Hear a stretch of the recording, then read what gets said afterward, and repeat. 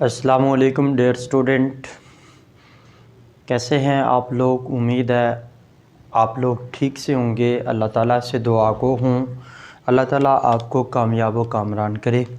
Student, आज का हमारा टॉपिक है kinetic molecular theory of the gases. ये बड़ा ही इम्पॉर्टेंट टॉपिक है। ये एक बोर्ड में एक लॉन्ग क्वेश्चन आता है। क्वेश्चन क्या आता है, write down the postulate of kinetic molecular theory of gases. ये एक लॉन्ग क्वेश्चन आता है। इसी के साथ इसमें कुछ शॉर्ट क्वेश्चन आते हैं। शॉर्ट क्वेश्चन ये बहुत इंपॉर्टेंट क्वेश्चन पूछा जाता है, write down the faulty assumptions या write down the faulty postulate of kinetic molecular theory of the gases. तो इसको अच्छे तरीके से समझना है, बहुत इम्पॉर्टेंट हमारा टॉपिक है।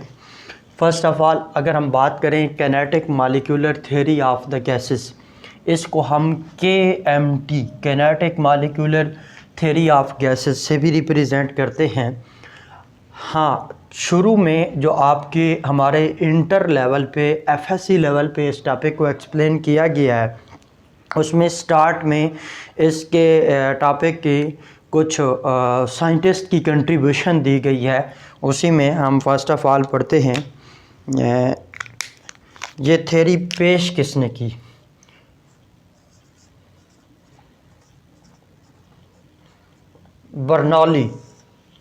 बर्नौली एक साइंटिस्ट था जिसने इस थ्योरी को प्रपोज्ड किया। Bernoulli proposed the KMT। आगे मैंने जहाँ पे भी लिखना है, मैंने पूरा नहीं लिखना kinetic molecular theory of the gases, उसकी जगह पे मैं लिखूँगा KMT mean that kinetic molecular theory. First of all, Bernoulli ने सबसे पहले KMT theory of the gases इस थ्योरी को प्रपोज्ड किया। फिर दूसरा साइंटिस्ट आता है जिसका नाम है क्लासियस भी इसे बोलते हैं। इसने क्या किया, इसने पहला काम क्या किया है, derived the kinetic equation for gases. इसने गैसेस के लिए काइनेटिक इक्वेशन ड्राइव की। और दूसरा point, he derived the gas laws by using kinetic equation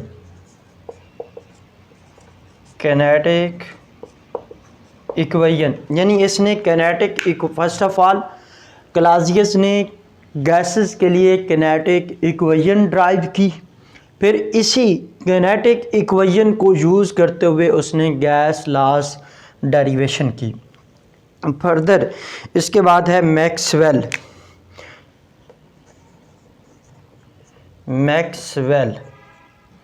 इसने क्या किया, he proposed the law of distribution of the velocities.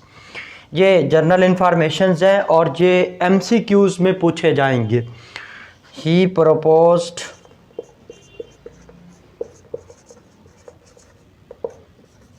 The law of distribution of velocities. उसने law of distribution of velocities को भी proposed किया। ये Maxwell ने किया। अच्छा, मैक्सवेल के बाद है बोल्ट्जमैन।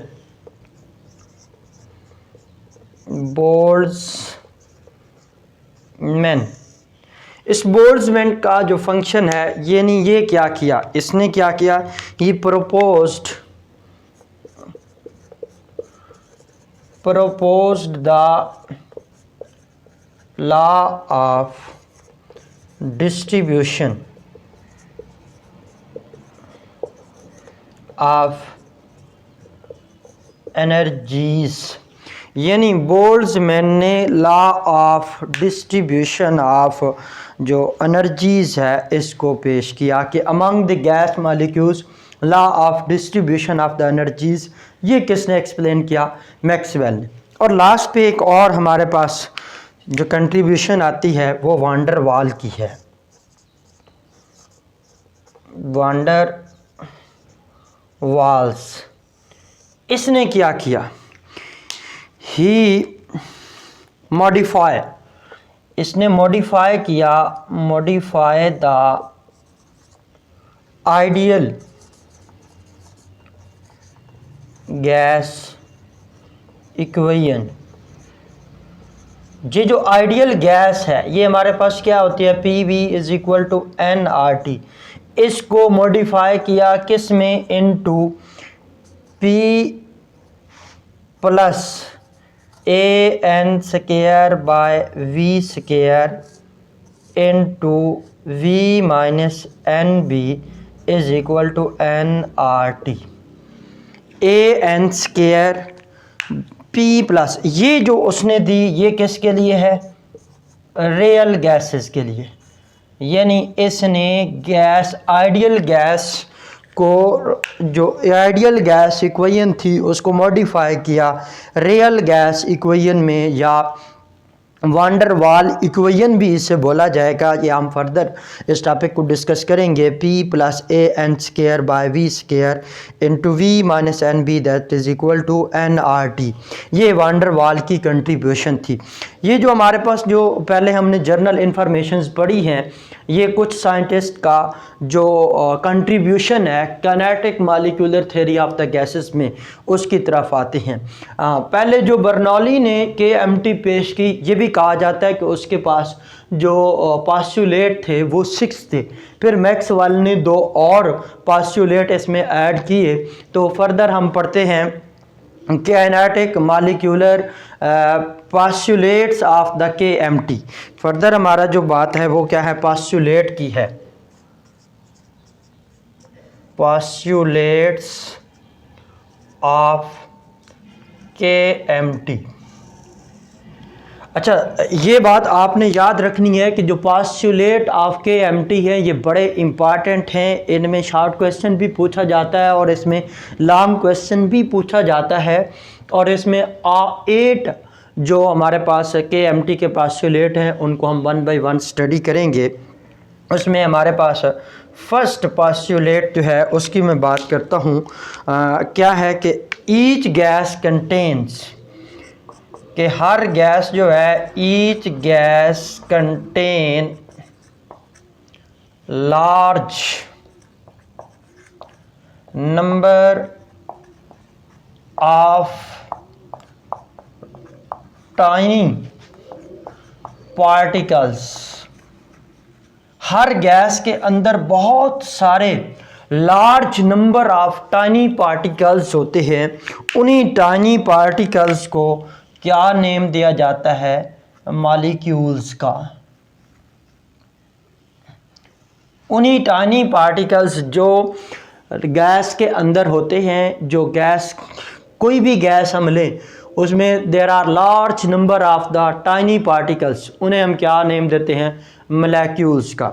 हमारे पास कुछ ऐसी गैसेस हैं जिसमें हमारे पास हीलियम है, नियॉन है, आर्गॉन है। ये जो होती हैं मोनो अटामिक या मोनो अटामिक मॉलिक्यूल्स कंटेन करती हैं, क्योंकि इनके अंदर जो नंबर ऑफ एटम्स हैं वो 1 है। क्यों? ये बेसिकली नोबल गैसेस हैं और नोबल गैसेस स्टेबल होती हैं, ये ज़्यादा बॉन्ड नहीं बनाती और ये मोनो अटामिक मॉलिक्यूल की फॉर्म में एग्जिस्ट करते हैं। तो इनको हम क्या नेम देंगे? Mono atomic molecules.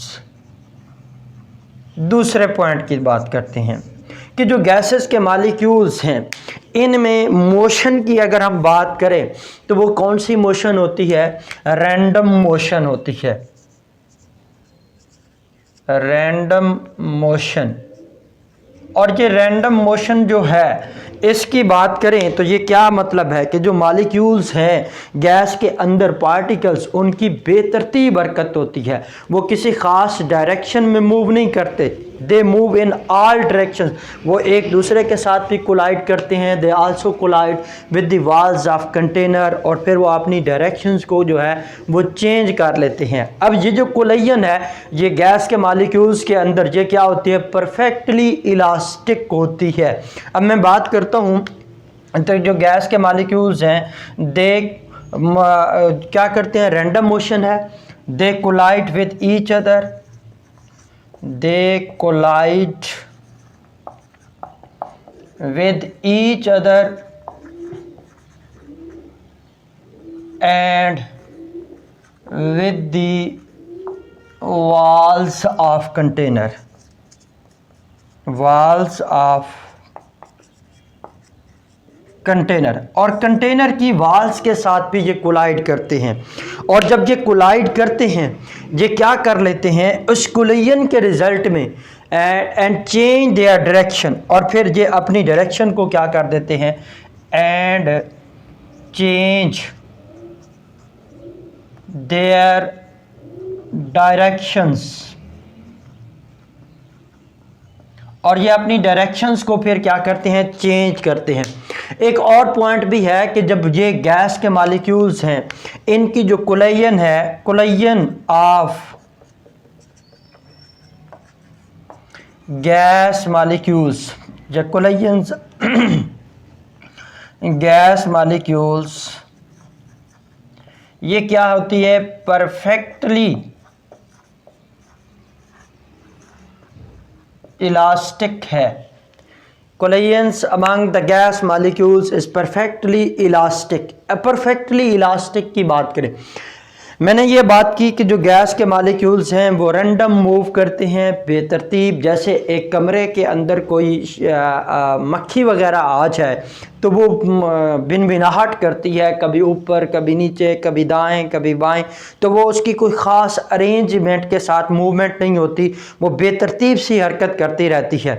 तो इस मोशन को हम बोलते हैं रैंडम मोशन। इस रैंडम मोशन के अंदर जो मैं फॉर एग्जांपल जो मेरे पास एक कंटेनर है, इसके अंदर गैस पार्टिकल्स हैं, गैस पार्टिकल्स हैं, ये गैस जो पार्टिकल्स हैं ये एक दूसरे के साथ कोलाइड करते हैं। जब मूव कर रहे हैं बेतरतीब हरकत है तो वो एक दूसरे के साथ भी कोलाइड करते हैं, और जब ये कोलाइड करते हैं तो इसके रिजल्ट में ये एक दूसरे की डायरेक्शंस को, और ये एक दूसरे के साथ भी कोलाइड करते हैं, और with the walls of container भी ये क्या करते हैं, कोलाइड करते हैं। उस कोलिजन्स के रिजल्ट में होता क्या है वो हम आगे देखते हैं। लेकिन जब ये कोलाइड करते हैं तो इनकी डायरेक्शन क्या हो जाती है, चेंज हो जाती है, और ये गैस के जो मॉलिक्यूल्स हैं इनकी जो कोलिजन्स होती है ये परफेक्टली इलास्टिक होती है। अब देखें इलास्टिक की बात करें, जब मॉलिक्यूल्स मूव कर रहा है तो उसकी मोशन है, मोशन के रिलेटेड दो बातें हैं। इट्स मीन दैट जब कोई मॉलिक्यूल मूव कर रहा है तो उसकी मोशन है, और मोशन की वजह से कोई पार्टिकल जो एनर्जी प्रोसेस करता है वो क्या होता है, काइनेटिक एनर्जी। और इसी तरह हम नेक्स्ट पॉइंट की बात करें कि वो जो अगला हमारा पॉइंट है कि जब वो कोलिजन इलास्टिक की बात करें, इसका मतलब है इसके अंदर मोमेंटम भी है। मोमेंटम भी मूविंग ऑब्जेक्ट की प्रॉपर्टी होती है, क्योंकि जब हम लिखते हैं ना P is equal to mv, this is the momentum. अब जब वेलोसिटी है गैस के मॉलिक्यूल्स की तो इसका मतलब उसका मोमेंटम भी है। अब जब ये कोलाइड करेंगे तो उस कोलिजन के रिजल्ट में, अब परफेक्टली इलास्टिक का मतलब क्या है जरा सुने। इसको समझने के लिए जैसे हम पढ़ते हैं law of conservation of mass, उसमें क्या होता है कि कोई भी हम मास को चेंज कर रहे हैं तो वो क्या होता है, द टोटल मास हमेशा कंजर्व रहता है। मैस हम ना क्रिएट कर सकते हैं ना डिस्ट्रॉय कर सकते हैं, it can be change from one form to another form, but total mass always remain conserved. इसी तरह जब गैस के मॉलिक्यूल्स कोलाइड कर रहे हैं तो कोलिजन से पहले जो उनकी काइनेटिक एनर्जी होगी, या कोलिजन से बिफोर कोलिजन जो गैस मॉलिक्यूल्स की काइनेटिक एनर्जी है या जो मोमेंटम है, वो आफ्टर कोलिजन काइनेटिक एनर्जी और जो मोमेंटम होगा ये ऑलवेज रिमेन कंजर्व्ड। इसका मतलब क्या है कि total kinetic energy of the gas molecules before collision is equal to total kinetic energy of the gas molecule after collision। ये क्या होगी, कंजर्व रहेगी, इक्वल होगी। और इसी तरह total momentum before collision always equal to total momentum after collision. और ऐसी कोलिजन जिसमें मोमेंटम और काइनेटिक एनर्जी कंजर्व रहे उसे हम क्या बोलते हैं, परफेक्टली इलास्टिक या इलास्टिक कोलिजन। ये हमारे पास सेकंड पॉइंट था। थर्ड पॉइंट की बात करें कि जो हमारे पास गैसेस हैं ये क्या करती हैं, प्रेशर एक्सर्ट करती हैं। प्रेशर का मतलब क्या है, अब वो भी हम बताते। गैस मॉलिक्यूल एक्सर्ट प्रेशर या गैसेस एक्सर्ट प्रेशर। कैसे, due to collisions of the molecules with the walls of container. ये प्रेशर किस वजह से डेवलप करती हैं, gases exert pressure due to collisions of gas molecules with the walls of container। अब सुने, जब हमारे पास कोई भी कंटेनर है तो उसके अंदर गैस के मॉलिक्यूल्स प्रेजेंट है। हमने ये अभी पढ़ा है कि वो साकिन तो नहीं है, वो मूव कर रही हैं। और जब मूवमेंट के रिज़ल्ट में कोई भी जो गैस का मॉलिक्यूल है वो स्ट्राइक करेगा with the wall of container. हमने यही कहा कि जो गैस के मॉलिक्यूल्स हैं they collide with each other also with the walls of container, अब also with the walls of container. अब जब ये गैस मॉलिक्यूल्स दीवार के साथ, जो वॉल ऑफ कंटेनर है उसके साथ जब कोलाइड करेंगे, उसकी वजह से बेसिकली वो उस वॉल ऑफ कंटेनर के ऊपर एक फोर्स एक्सर्ट करेंगे। उसको क्या करेंगे, फोर्स एक्सर्ट करेंगे, जिसको हम क्या नेम देते हैं, प्रेशर नेम देते हैं। द गैसेस एक्सर्ट प्रेशर क्या है, यही तो बात है कि P is equal to F/A।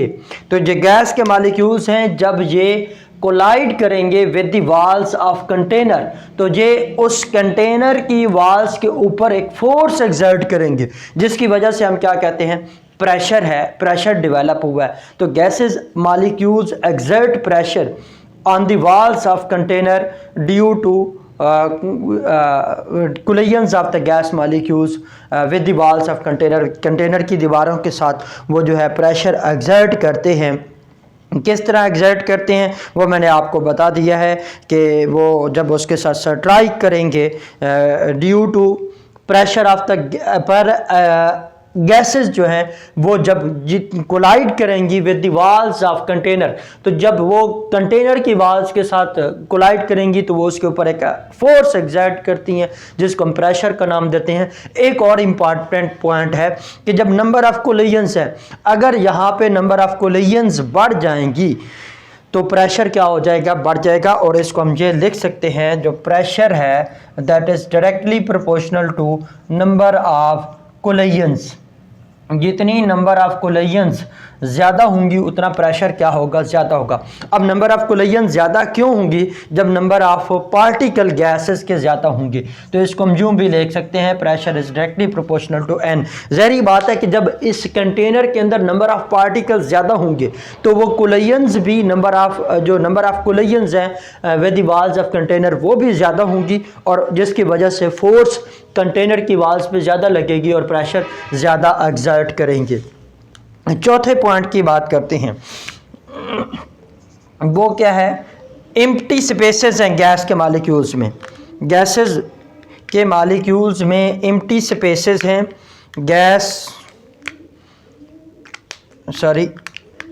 Gases के मॉलिक्यूल्स में एम्प्टी स्पेसेस हैं, पोसेस एम्प्टी स्पेसेस। कौन, गैस मॉलिक्यूल्स या गैस के अंदर एम्प्टी स्पेसेस होती हैं, और इन्हीं एम्प्टी स्पेसेस की वजह से कौन सी बात है? गैसेस एक्सर्ट या possess compressibility,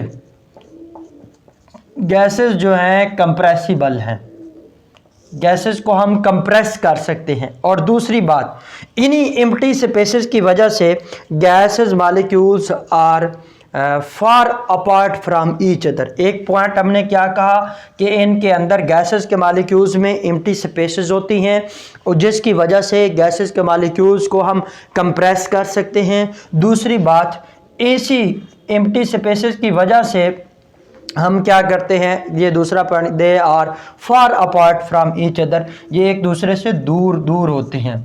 far apart, gas के जो मॉलिक्यूल्स होते हैं ये एक दूसरे से दूर होते हैं। एम्प्टी स्पेसेस का मतलब क्या है? खाली जगह होती हैं। एक छोटी सी एक्टिविटी भी आपको करवा देता हूं।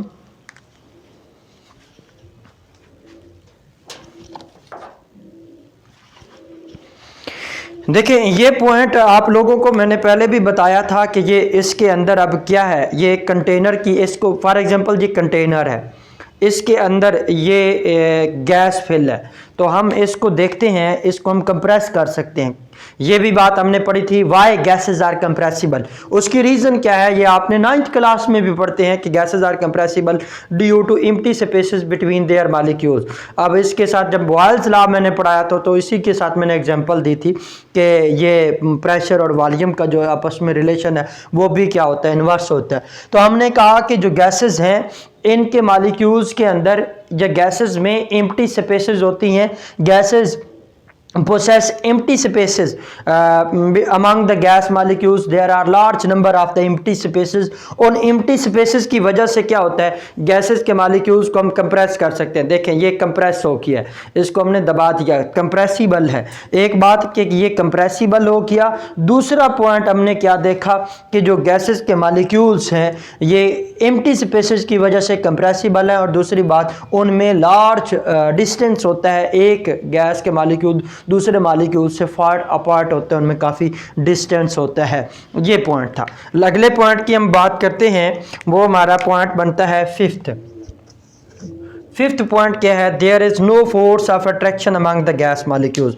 गैसेस के मॉलिक्यूल्स में कोई फोर्स ऑफ अट्रैक्शन नहीं होती। ये पॉइंट कहता है there are no force of attraction among gas molecules, gas molecules, कि जो गैस के मॉलिक्यूल्स हैं इनमें कोई फोर्स ऑफ अट्रैक्शन नहीं होती, इनमें कोई फोर्सेस ऑफ अट्रैक्शन नहीं होती। लेट्स सपोज मेरे पास ये तो गैस के मॉलिक्यूल्स हैं, इनके अंदर कोई वो कहता है कि ये अगर फोर्स ऑफ अट्रैक्शन नहीं है, यानी नो फोर्स ऑफ अट्रैक्शन, तो देन ऐसी गैस को हम क्या कहते हैं? Ideal gas. क्यों? क्योंकि इनमें कोई फोर्स ऑफ अट्रैक्शन नहीं है। और अगर दो गैसेस के मॉलिक्यूल्स में अट्रैक्शन प्रेजेंट होगी तो फिर वो गैस क्या होगी? आइडियल बिहेवियर नहीं देगी। उस गैस को हम रेयर गैस कहते हैं या रियल गैस कहते हैं, और उसी गैस को हम नॉन आइडियल गैस भी कहते हैं।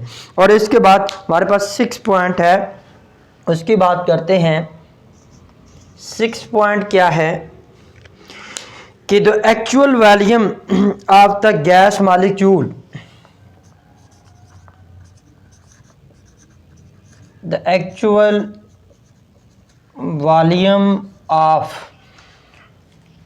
gas molecules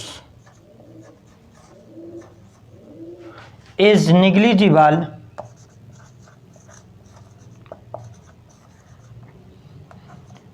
as compared to volume of gas. इस वॉल्यूम ऑफ गैस को हम ये भी कह सकते हैं वॉल्यूम ऑफ कंटेनर, या इसी को हम वॉल्यूम ऑफ वेसल भी कह सकते हैं। अब ये पॉइंट समझिएगा, बड़ा आसान है, इंपॉर्टेंट पॉइंट है, और ये दोनों पॉइंट जो अब हम पढ़ रहे हैं ये बड़े इंपॉर्टेंट पॉइंट हैं। देखिए मेरे पास ये अगेन मैं वही कर रहा हूँ कि ये हमारे पास एक कंटेनर है, इसके अंदर गैस पार्टिकल्स हैं। अब हमें पता है, हमने प्रॉपर्टीज ऑफ गैसेस में पढ़ा था कि गैसेस के जो मॉलिक्यूल्स हैं उनका कोई डेफिनेट वॉल्यूम नहीं होता, इनको जितनी स्पेस हम देते हैं वो सारी स्पेस को ऑक्यूपाई कर लेते हैं, जिसकी वजह से हम कहते हैं कि gases have no definite volume. जितनी इनको एम्प्टी स्पेस मिलेगी, जितनी जगह मिलेगी, ये सारी की सारी को ऑक्यूपाई कर लेंगे वो। अब फॉर एग्जांपल कंटेनर छोटा है तो उसके अंदर गैस की फिलिंग होगी तो वो उसका वॉल्यूम होगा, कंटेनर का साइज बड़ा होता है तो वो वॉल्यूम भी उसका क्या हो जाएगा, बड़ा हो जाएगा। कोई स्पेसिफिक वॉल्यूम नहीं है। देखें ये कंटेनर है, इसके अंदर ये गैस के मॉलिक्यूल्स हैं, और जितना ये कंटेनर का वॉल्यूम है, जितना कंटेनर स्पेस ऑक्यूपाई कर रहा है उतने ही वॉल्यूम ऑफ द गैस है, जिसको हम क्या कह रहे हैं, वॉल्यूम ऑफ द गैस, या जिसको हम क्या कह रहे हैं, वॉल्यूम ऑफ द कंटेनर या वॉल्यूम ऑफ द वेसल।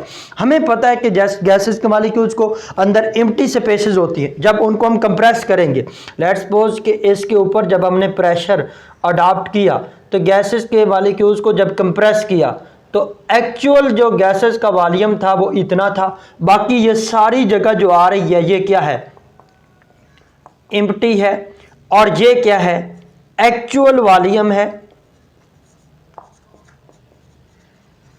अब इस पॉइंट को ये क्या कह रहा है कि जो हमारे पास गैसेस का एक्चुअल वॉल्यूम है वो टोटल वॉल्यूम जो कंटेनर का था, या जिसको हम क्या कह रहे हैं, वॉल्यूम ऑफ द गैस, उसके मुकाबले में इतना कम है कि हम इसको निगलेक्ट कर सकते हैं। लेकिन ये किसका पोस्टुलेट है, KMT, लेकिन ये बात दुरुस्त नहीं है। किस तरह, अब देखें मुझे बताएं कि जो हमारे पास एक मैं लिखता हूं 100 इज इक्वल टू 99, ये क्या बात दुरुस्त है, डेफिनेट बात है, ये बात रॉन्ग है। क्यों, ये उस वक्त है कि जब मैं इसके अंदर 1 पुट करूं, मैं कहता हूं कि एक्चुअल वॉल्यूम अगर गैस का या कंटेनर का कितना था, 100 था, बाकी 99 जो है वो ये खाली रहा, सिर्फ एक जो है वो 1 जो है, अगर मैं क्यूबिक सेंटीमीटर की बात करूं तो वो गैसेस के ने आके अपनी जगह घेरी एक्चुअल मीनिंग में। तो इसका मतलब क्या हुआ कि ये जो वॉल्यूम है, क्या मैं फिर इसको निगलेक्ट कर सकता हूं? कभी भी निगलेक्ट नहीं कर सकता। अगर मैं इसको निगलेक्ट करूं तो कभी भी 199 के इक्वल नहीं है। तो यही वजह है कि हम कहते हैं कि जो actual volume of the gas molecule है, ये KMT कहती है कि ये total volume of the gas के मुकाबले में बहुत कम है, इतना कम है कि आप इसको निगलेक्ट कर दो। यानी अगर निगलेक्ट करने का मतलब है तो इसको तो आपने जीरो कर दिया, जब जीरो हुआ तो वो 100 के इक्वल तो ना रहा।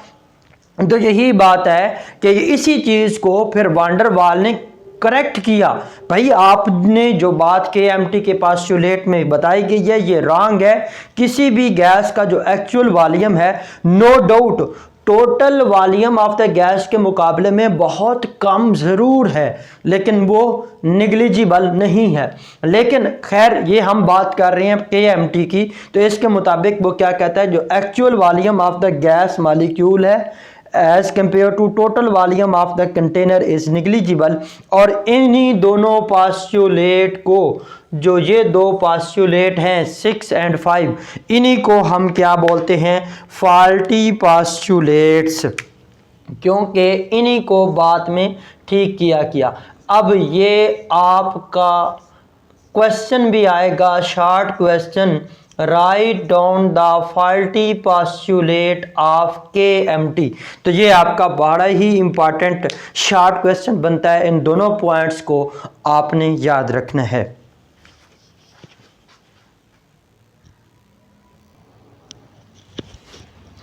जी ये हमारे 6 पॉइंट हो गए हैं। 7 पॉइंट है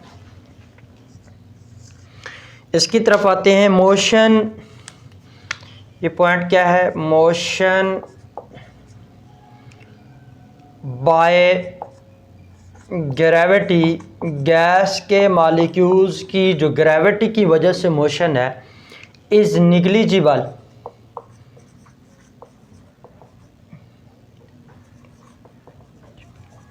motion of the gas by gravity is negligible as compared to motion due to collisions of gas molecules। यानी ग्रेविटी के ऊपर अगर हम इसकी सिंपल बात करें कि जो गैसेस के मॉलिक्यूल्स हैं, नो डाउट ग्रेविटी का उसके ऊपर इफ़ेक्ट तो है, लेकिन वो इतना कम इफ़ेक्ट है कि हम उसको निगलेक्ट कर सकते हैं। There is no force, there is no effect of the gravity on gas molecules, और इतना सवाल है कि उसको क्या कर सकते हैं, निग्लिजिबल कर सकते हैं। इसी वजह से वो कहता है कि motion by the gravity is negligible as compare to the motion due to collisions. और लास्ट पे हमारा पॉइंट है जिसको 8 पॉइंट कहते हैं, वो क्या है? काइनेटिक एनर्जी या kinetic energy of the gas molecules, कौन सी एवरेज हो या वैसे हो, कोई भी हम काइनेटिक एनर्जी लेंगे तो वो क्या होगा, मैं लिख देता हूँ, बेहतर है कि is directly proportional to T absolute. Absolute temperature ये हमने पढ़ चुके हैं कि जो काइनेटिक या केल्विन स्केल पे हम लेते हैं, kinetic energy of the gas molecules is directly proportional to absolute temperature. यानी अगर टेम्परेचर हम बढ़ाएंगे तो काइनेटिक एनर्जी जो है वो गैस के मॉलिक्यूल्स की बढ़ेगी। रीज़न क्या है कि जब टेम्परेचर हम इंक्रीज़ करेंगे तो गैस के मॉलिक्यूल्स की स्पीड इंक्रीज़ करेगी, उस स्पीड के इंक्रीज़ करने की वजह से काइनेटिक एनर्जी जो है वो इंक्रीज़ कर जाएगी। ये हमारे पास थे postulate of the KMT। Further हम पढ़ते हैं kinetic equation of the gases.